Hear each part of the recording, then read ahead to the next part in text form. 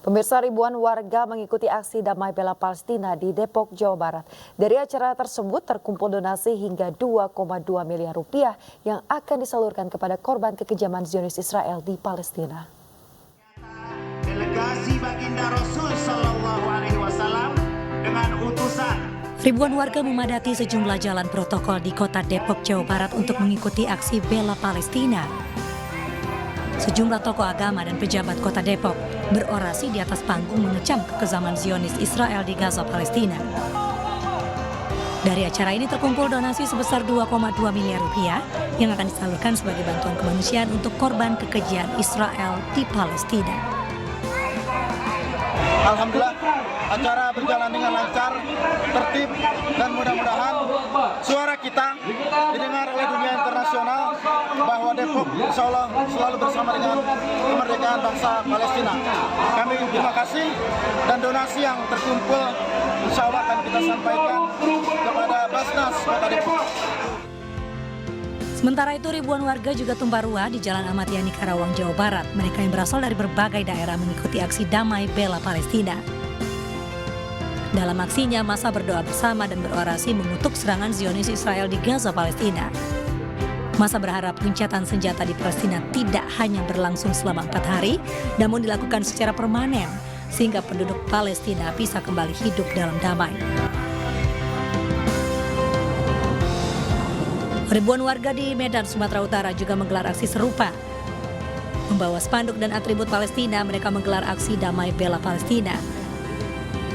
Kegiatan ini juga diisi dengan doa dan salawat bersama, aksi teatrikal dan orasi. Dalam orasinya, massa mengecam Israel atas genosida dan kejahatan kemanusiaan yang dilakukan terhadap penduduk Palestina. Massa juga mendukung kemerdekaan bangsa Palestina dan menuntut Israel bisa dijatuhi sanksi karena dinilai telah melanggar hukum humanitar internasional. Tim Liputan iNews melaporkan. Anda kembali di News Pagi, pemirsa. Ratusan supporter Persib Bandung bentrok dengan polisi saat pertandingan Liga 1 antara Persib Bandung melawan Dewa United. Bentrokan dipicu supporter tamu yang dilarang masuk ke dalam area stadion markas Dewa United.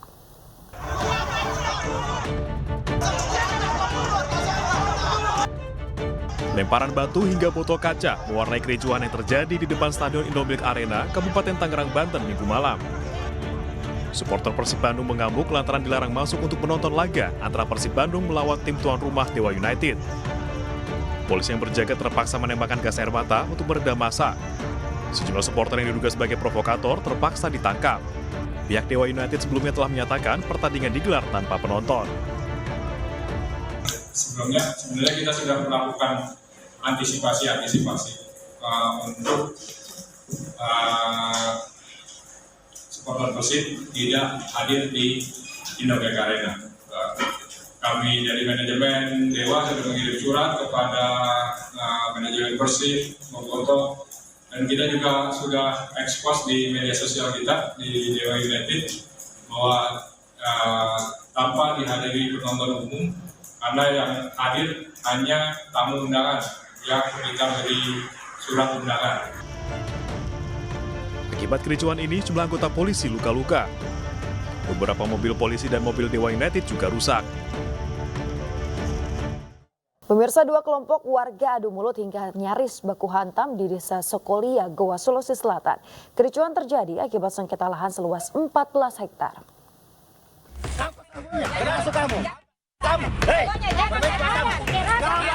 Kericuan antara dua kelompok warga ini terjadi di Desa Sokolia, Kecamatan Boto Paradu, Kabupaten Goa, Sulawesi Selatan.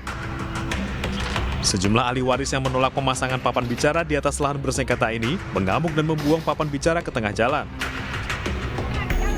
Akibatnya, warga yang mengaku sebagai pemilik lahan pun emosi hingga nyaris saling pukul dengan warga lain yang juga mengaku sebagai pemilik tanah. Menghindari kericuan semakin meluas, petugas kecamatan dan kepolisian setempat pun dikerahkan untuk memediasi dua kelompok tersebut. Tidak ada pemberitahuan dari desa kita bahwasanya ini mau ditanami begini, ditanami batas-batas, bagaimana caranya? Tidak ada izin bersama sekali. Bilang Pak, tunggu dulu desa kita sementara di jalan mau ke sini. Jadi masing-masing itu memang ada kepemilikan.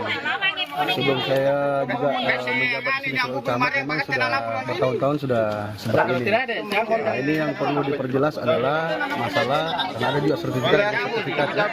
Mungkin dari pihak terkait yang mengeluarkan itu juga mungkin bisa dilihat gimana dapat.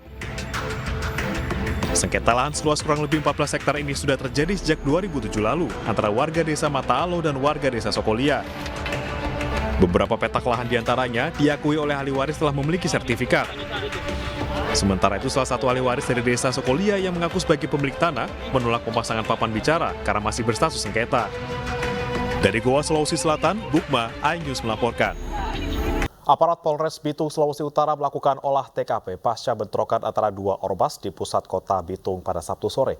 Akibat peristiwa tersebut, 2 korban mengalami luka-luka, sementara 1 korban lainnya meninggal dunia.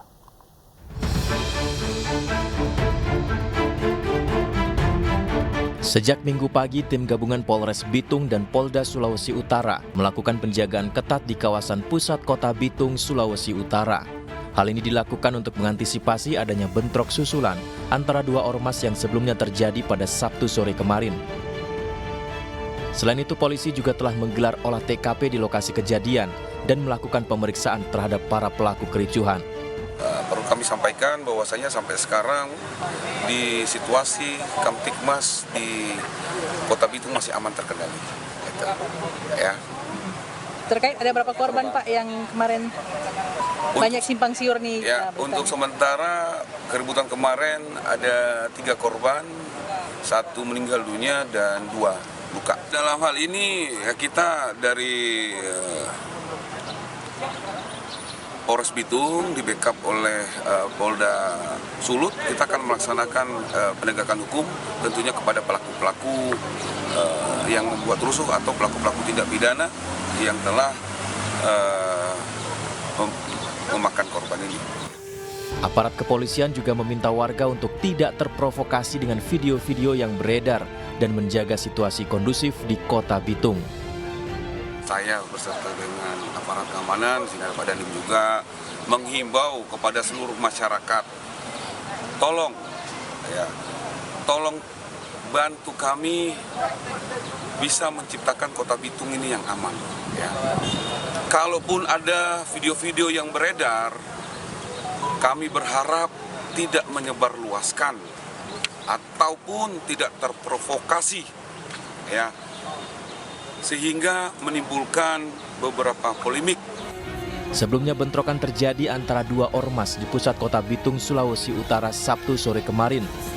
Bentrokan diduga terjadi karena adanya kesalahpahaman antara 2 kubu ormas saat saling melintas. Akibat peristiwa ini 2 warga dikabarkan mengalami luka, sementara 1 warga lainnya meninggal dunia. Dari Bitung, Sulawesi Utara, Francine Darungo, iNews melaporkan.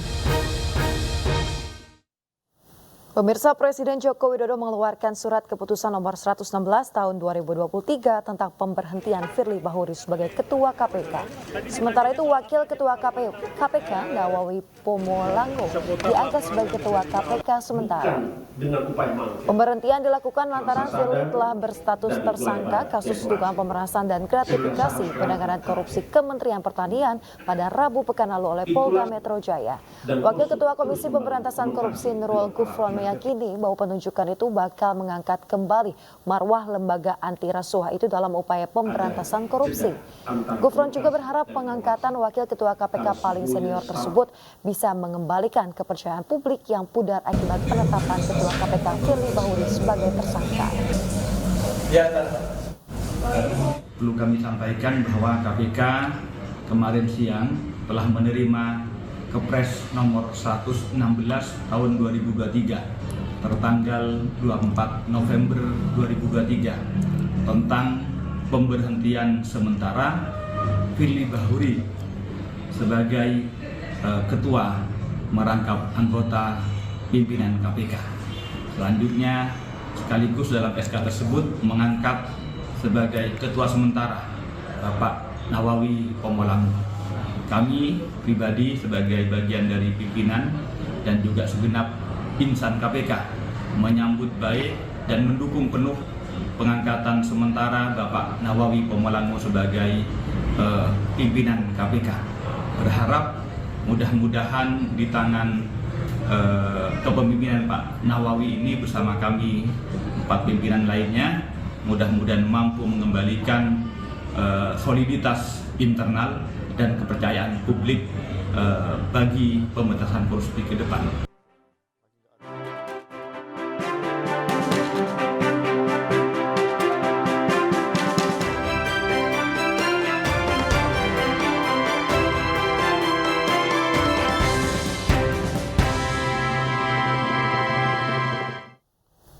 Calon Presiden Ganjar Pranowo bertemu dengan masyarakat adat Dayak di Pontianak, Kalimantan Barat.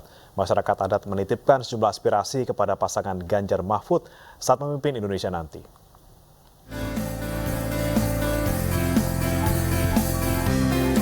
Calon Presiden Republik Indonesia Ganjar Pranowo disambut masyarakat adat Dayak Kalimantan Barat. Ganjar Pranowo dikenakan pakaian tradisional masyarakat Dayak Kalimantan Barat sebagai penghormatan. Ganjar mengapresiasi sambutan hangat penuh cinta dari masyarakat adat Dayak. Saat pertemuan, Ganjar menyerap aspirasi masyarakat adat Dayak mengenai sejumlah persoalan di Provinsi Kalimantan Barat, mulai dari konflik agraria di kawasan masyarakat adat Dayak dengan lahan hak guna usaha, hingga keterlibatan masyarakat adat Dayak dalam pembangunan ibu kota Nusantara. Mereka menyampaikan banyak hal. Yang pertama, hak masyarakat adat ini biasanya ada di pertambangan dan perkebunan.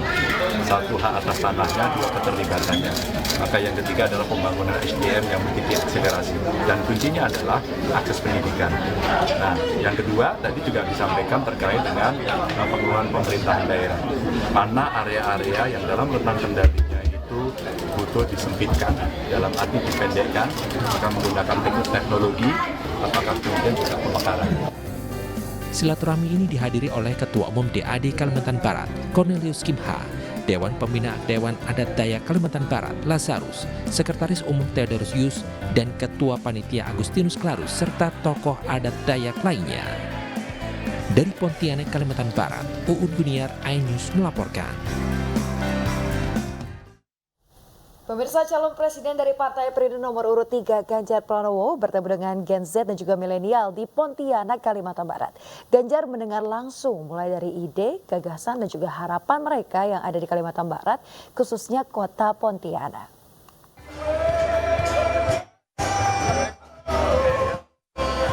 Calon Presiden Partai Perindo nomor urut 3 Ganjar Pranowo bertemu dengan Gen Z dan milenial di Pontianak, Kalimantan Barat.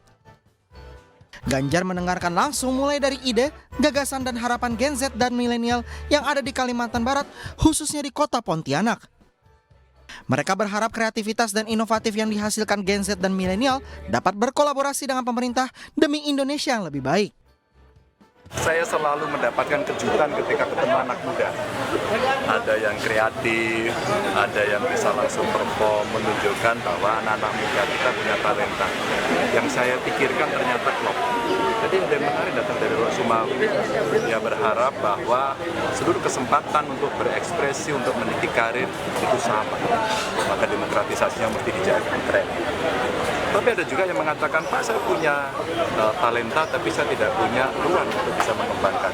Saya makin yakin betapa penting adanya kreatif hub di beberapa tempat agar anak-anak muda bisa mengembangkan bakatnya. Saya kira klop dan ini mengkonfirmasi apa yang menjadi persoalan mereka. Usai mendengar langsung aspirasi dari Gen Z dan milenial, Ganjar pamit dan minta doa restu kepada para muda-mudi Kalimantan Barat. Dari Pontianak, Kalimantan Barat, Uun Guiniar, iNews melaporkan. Calon Wakil Presiden dari Partai Perindo Mahfud MD bertemu dengan komunitas Tionghoa HK di Pontianak, Kalimantan Barat. Dalam pertemuan itu, komunitas Tionghoa HK menyatakan dukungan untuk paslon nomor urut 3 di Pilpres 2024. Kedatangan calon Wakil Presiden dari Partai Perindo nomor urut 3 Mahfud MD disambut tarian barongsai. Mahfud yang datang dengan Ketua Umum Partai Hanura Usman Sabtaodang mengapresiasi penyambutan dari komunitas. Di hadapan Mahfud, komunitas Tionghoa HK menyampaikan dukungan untuk Pilpres 2024. Mahfud menerima dukungan tersebut sebagai amanah dari rakyat. Mahfud MD menegaskan kedatangan dirinya bukan sedang berkampanye, namun menyerap aspirasi masyarakat.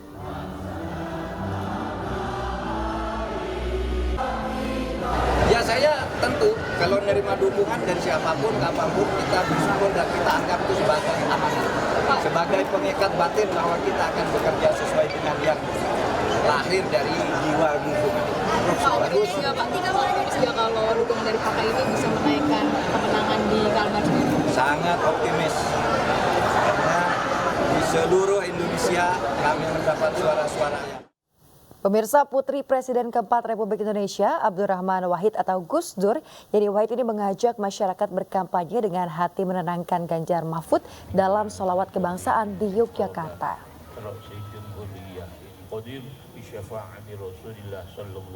Pemirsa, sholawat dan doa bersama untuk keselamatan bangsa digelar relawan Satrina Abah Ganjar bersama ribuan warga di Sleman, Yogyakarta. Warga juga memanjatkan doa untuk pasangan Ganjar Pranowo Mahfud MD dalam kontestasi Pilpres 2024 serta mendoakan saudara-saudara Muslim di Palestina.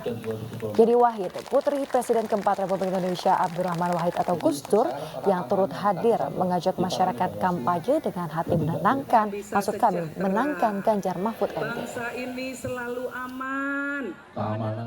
Sebetulnya ini acaranya acara yang utama sholawatan, berdoa untuk keselamatan bangsa dan negara. Sekaligus berdoa agar bangsa Indonesia bisa dikaruniai pemimpin yang dekat dengan rakyat, yang punya komitmen besar untuk membuat kebijakan-kebijakan publik yang bisa membawa kesejahteraan di tengah-tengah masyarakat. Pesan saya cuma satu, ya, yakinkan masyarakat tentang kebijakan dan program-program yang diusung oleh paslon kita, dan yakinkan mereka dengan hati, juga dengan senyum yang ramah.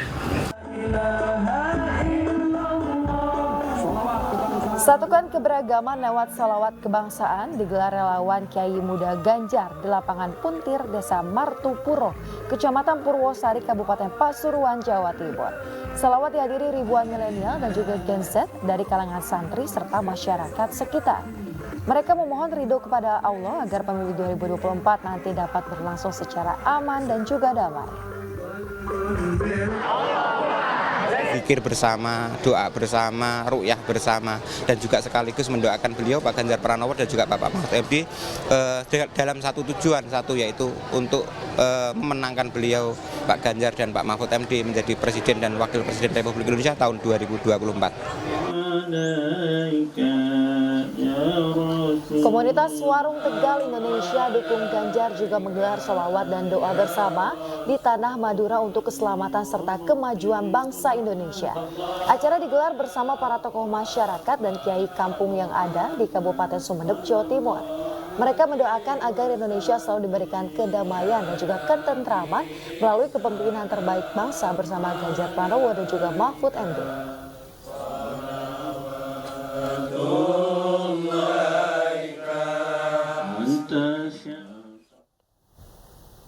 Dalam rangka Hari Guru, relawan Capres-Cawapres Ganjar Mahfud MD mengadakan servis dan ganti oli sepeda motor gratis bagi para guru di Tegal, Jawa Tengah. Para relawan juga menggelar beragam kegiatan positif lainnya di sejumlah wilayah.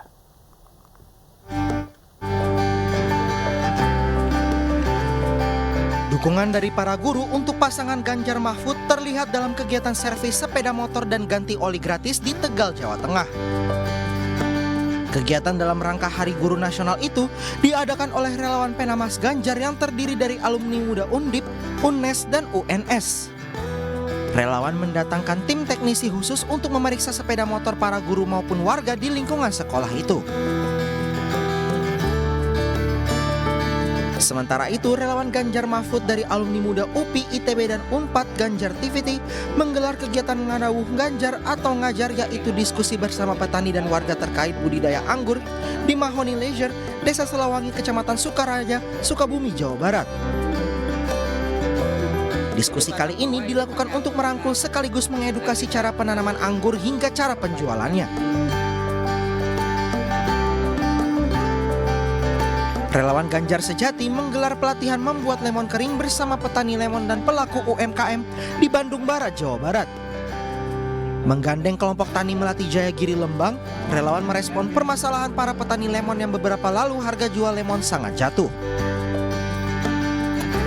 Pelatihan pembuatan lemon kering hingga cara pengemasannya ini untuk membuka peluang usaha bagi masyarakat serta menaikkan pendapatan para petani lemon.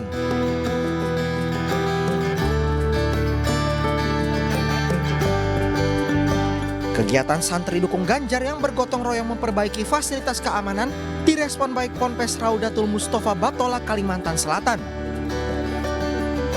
Perwakilan Pondok Pesantren Ahmad Rizki mengatakan pihaknya merasa terbantu mengingat pos jaga yang ada di lingkungan Ponpes sudah tidak layak pakai. Dengan adanya renovasi itu pastinya akan memberikan keamanan dan tambahan kenyamanan terutama bagi para santri.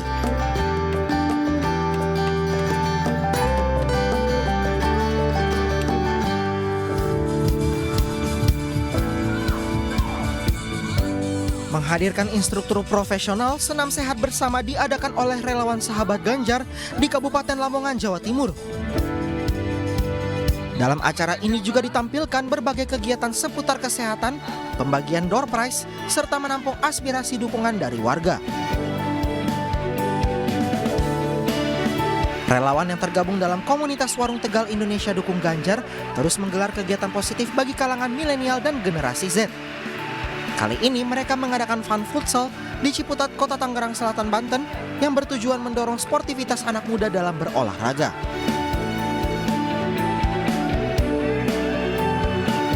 Kumpulan anak muda dan milenial yang tergabung dalam relawan Orang Muda Ganjar juga menggelar futsal putri di Lombok Timur, Nusa Tenggara Barat. Kompetisi ini diadakan para relawan untuk membangkitkan gairah olahraga futsal perempuan sekaligus menyambut Porprov 2026 dan PON 2028 di Nusa Tenggara Barat dan Nusa Tenggara Timur.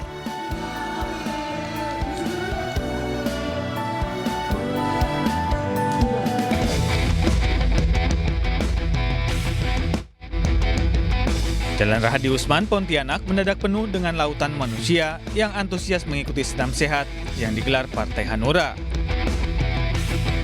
Acara bertambah seru dengan kehadiran Capres-Cawapres 2024, Ganjar Pranowo dan Mahfud MD.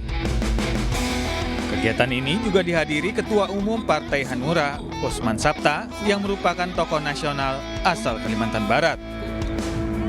Kepada masyarakat Kalimantan Barat, Ganjar Pranowo menitipkan pesan agar tetap menjaga persatuan dan keamanan jelang pemilu 2024. Ya, saya menyampaikan terima kasih kepada seluruh masyarakat di Kalimantan Barat. Tidak menduga saya, ternyata banyak sekali. Saya tidak bisa menghitung karena di belakang penuh, di depan penuh. Dan mereka sungguh antusias sampai jam segini masih ada di lokasi. Mudah-mudahan ini bagian dukungan kepada Ganjar Mahfud yang tulus. Setulus kami hadir hari ini berdua. Ya, harapannya ke depan kita bersama Partai Hanura selalu mengajak warga untuk hidup sehat, olahraga, dan ini kebetulan ini belum masa kampanye. Jadi kalau sudah masa kampanye ini udah nggak boleh lagi bagi-bagi hadiah ini.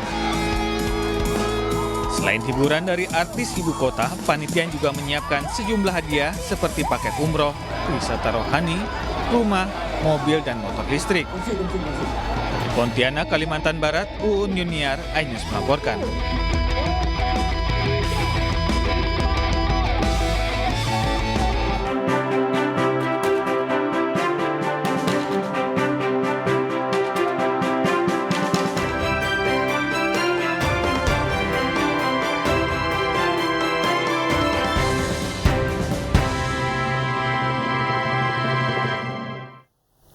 Banjir menerjang Kota Bogor, sejumlah mobil terseret arus banjir. Informasi lengkapnya sesaat lagi, tetaplah bersama kami di iNews Pagi.